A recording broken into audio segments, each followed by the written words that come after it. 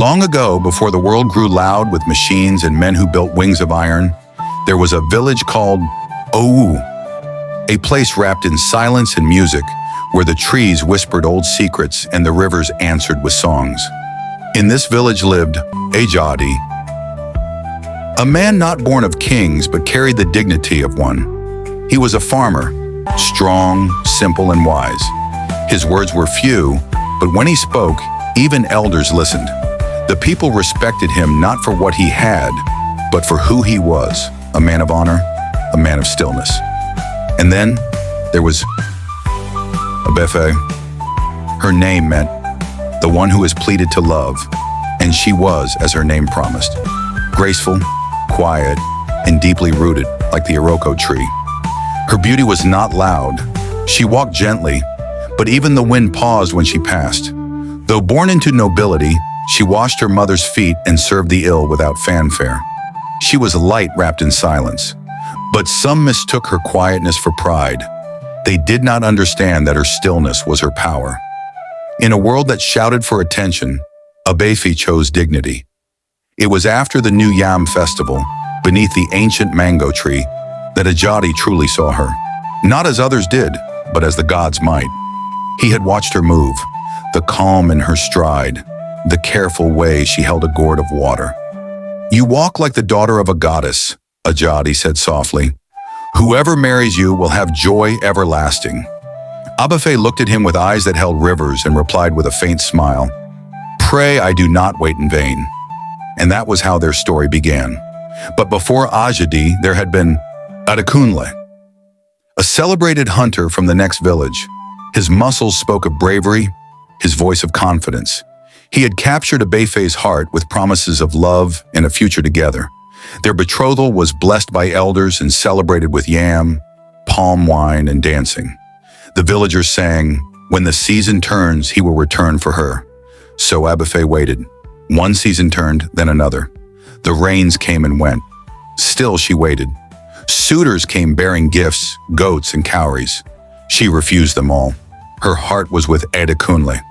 But time changes all things. Adekunle had found favor in the king's court.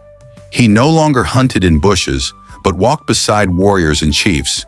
His fame grew, and with it, his desires changed. One day, a wealthy chief offered him land, servants, and riches if he would marry his daughter. Ajadi, hearing whispers of this new arrangement, gently asked Abefe, "Are you sure he still belongs to you?" But Abefe only smiled, sadly, softly.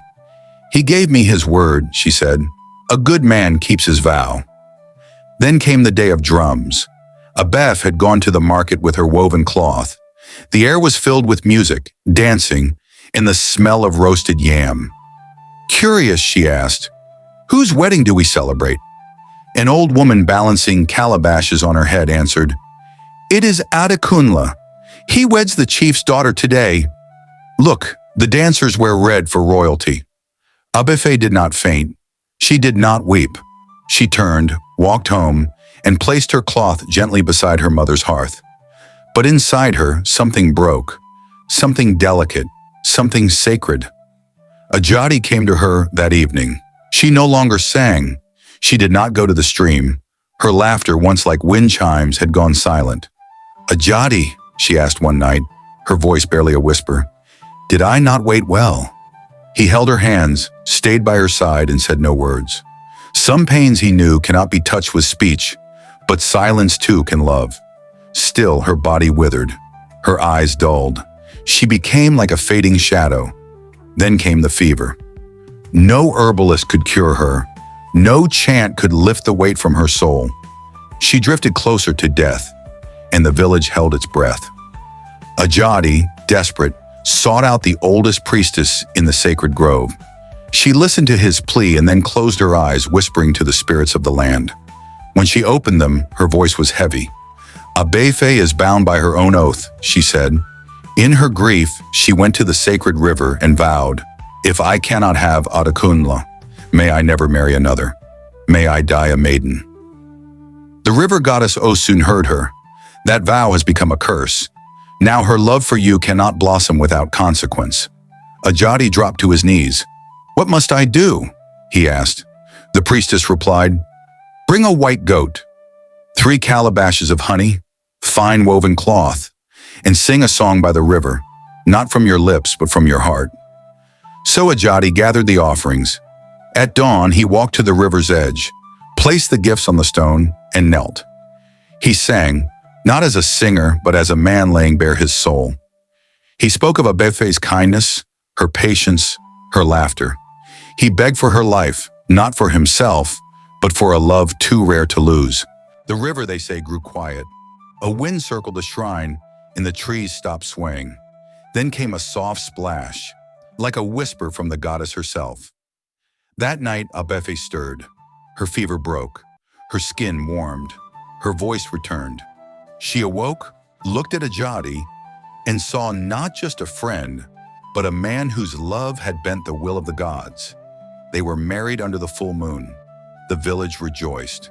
Songs were sung for days, and not long after, Abefe gave birth to twins, a boy and a girl.